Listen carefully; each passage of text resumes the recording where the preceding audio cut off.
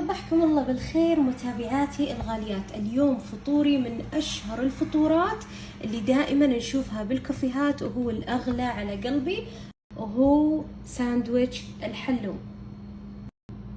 عندي هنا البيجلز محمصته هذا الشكل. اللي بسويه اني بحطه في الصحن، صحن التقديم.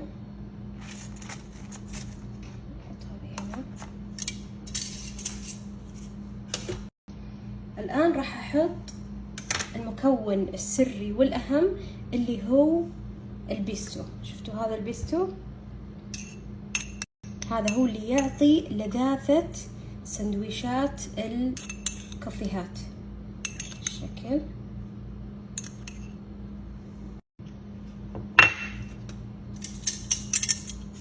نعطيها مسحة، مجرد مسحة، ما نكثر، نبي نكهة البيستو بشكل بسيط مو طاغية. بالشكل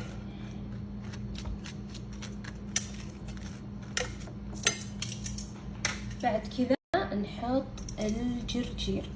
الجرجير هو المكون الأساسي والمهم للحلوم، بدون الجرجير الحلوم ما يكتمل نهائيا. شفتوا بهالشكل؟ نحط الجرجير بشكل كثير عشان تقطع ملوحة الحلوم. الآن نجيب الحلوم، هذا هو، شفتوا كيف مشوحته بزيت زيتون على النار حتى تحمر فقط بدون لا يحترق، لأنه بسرعة يحترق. نحط الحلوم بهالشكل.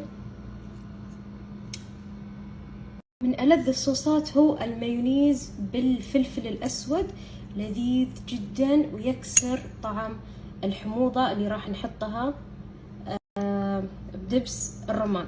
تحطون كذا بس أشياء بسيطة كل جهة من المايونيز بالثوم، لأن طعمه خرافي بالشكل. الأهم وصديق الحلوم هو دبس الرمان بهالشكل. تحطون خطوط من دبس الرمان، شيء خرافي والطعم خطير، وراح ينقل أكل البيت إلى طعم أكل الكافيهات. شفتوا بالشكل هذا؟ وهذا هو طبق الفطور الملكي. اللي بيذوق هالساندويش هذا راح يدمن عليه، لأنه فعليا لذيذ وفيه تضارب طعم جميل جدا للي يحبون الموالح. شفتوا كيف الطبقات والبيستو تحت الجرجير؟ شيء ولا بالخيال.